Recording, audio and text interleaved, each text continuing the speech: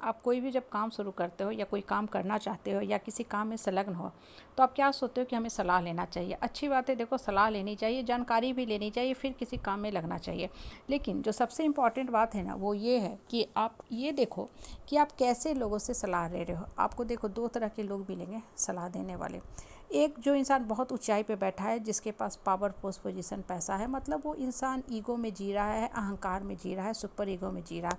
अब आप ऐसे आदमी के पास जाओगे ना सलाह लेने, ठीक है, जानकारी लेने, तो कभी भी नहीं देगा सही। क्यों? क्योंकि उसके मन के अंदर ये इनसिक्योरिटी घर किए रहती है कि अगर हम इस इंसान को सही सलाह देंगे, सही हम हेल्प करेंगे, जानकारी देंगे, तो ये मेरी बराबरी में आ जाएगा या हमसे ऊपर चला जाएगा, तो मेरी जो गद्दी है, पदवी है, जो पोजीशन है, वो छिना जाएगी, मैं इसके नीचे आ जाऊँगा।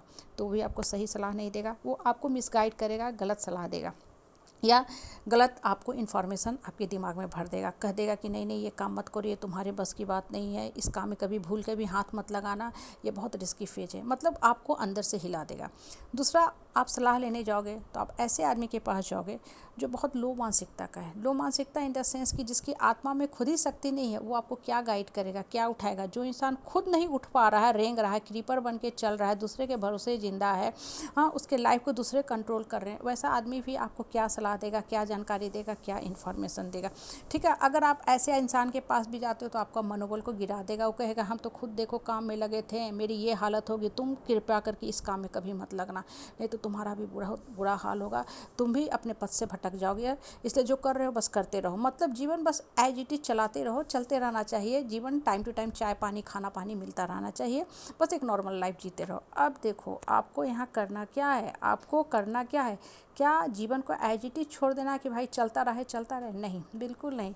आपको जीवन में बढ़ना है। लाइफ का मोटो, मकसद, स्ट्रैटेजी, गोल जो होता है ना, क्लियर रखना चाहिए, क्रिस्पी रखना चाहिए कि हमको जीवन में बढ़ना है। और बढ़ने के लिए लाइफ में सही इन्फॉर्मेशन, सही जानकारी होना बहुत ज़रूरी है। और डिसीजन हमेशा अपने आप लो, कभी भी अपने लाइफ का कंट्रोल और कमांड दूसरे के हाथ में मत दिया करो।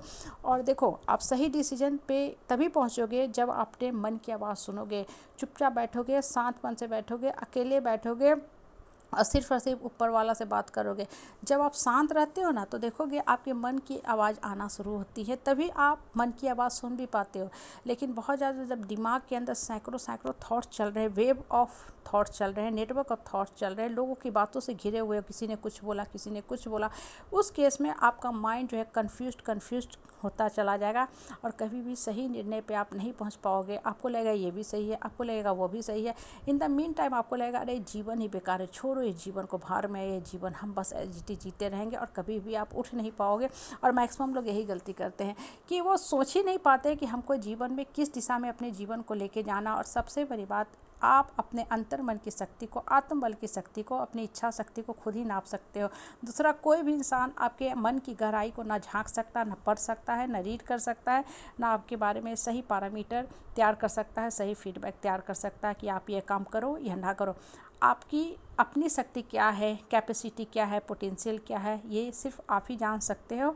और अपने मन को मजबूत करके अपने अंदर जो हिडन पोटेंशियल है उसको आप बाहर भी निकाल सकते हो। जैसे लॉकडाउन के समय हम सब सफ़र किए, बहुत सारी मुसीबत झेले, लेकिन सब ने अपने अंतर मन की शक्ति को मजबूत किया और अंदर की जो हिडन शक्ति थी, जो आज तक कभी किसी ने यूज ही नहीं किया था, सब ने बाहर निकाला। इसलिए इतने मजबूती से हम लोग उस परिस्थिति परेशानी को भी क्रॉस कर गए।